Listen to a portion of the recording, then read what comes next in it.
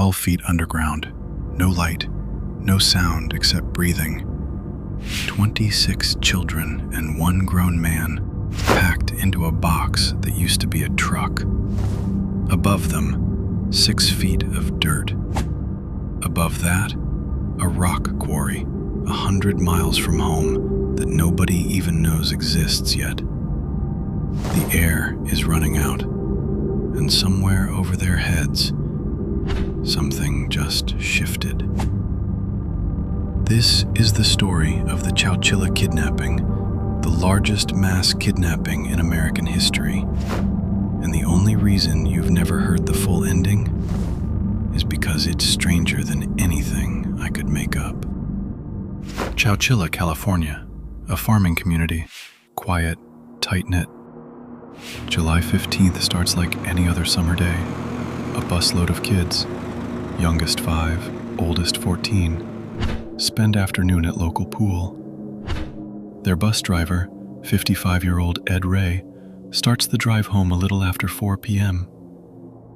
Because on a quiet country road, a white van cuts in front of the bus, blocks it, and 3 men, faces hidden behind pantyhose masks, step out, armed. 26 children, 1 driver, and nowhere to run. They're ordered off the bus, not walking, jumping. One at a time, straight from the bus steps into the back of 2 waiting vans. No footprints, no trail. These men planned this. The bus, empty now, gets driven into a dry ditch and buried under branches, hidden like it never existed. They drive for hours, blacked out windows. No one knows where they are.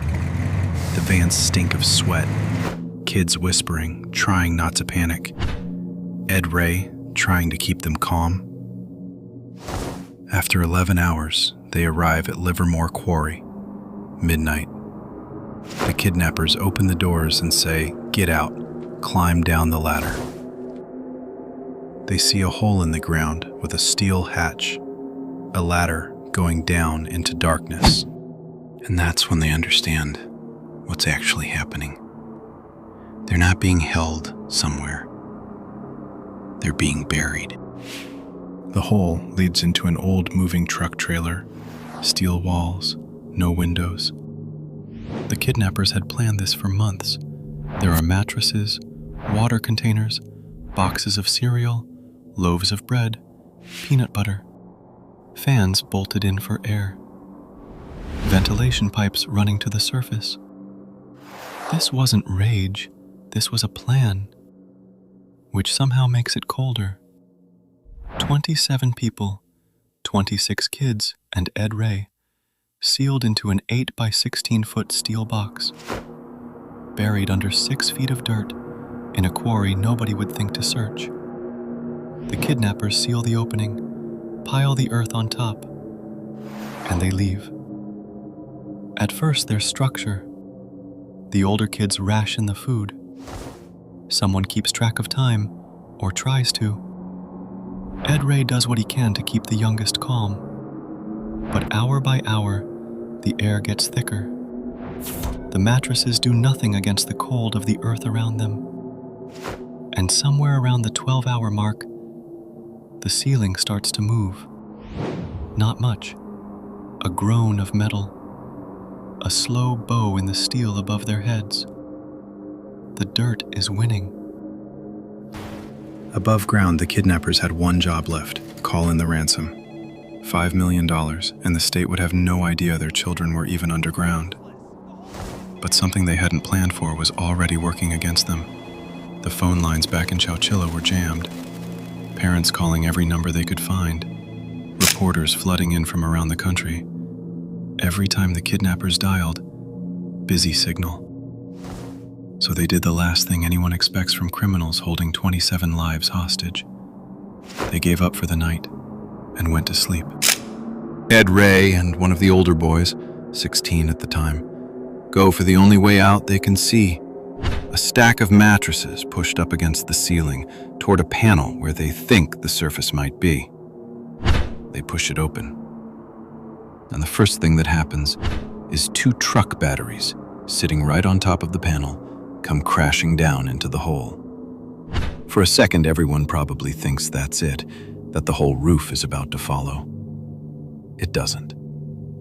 Ray and the boys start digging with their hands through packed dirt in near total dark, not knowing how far down they actually are or whether the walls above them will hold for one more minute. 16 hours. That's how long it takes. 16 hours in an 8x16 steel coffin before a hand finally breaks through into open air. All 27 of them make it out. Cut, exhausted, filthy, but alive. Every single one.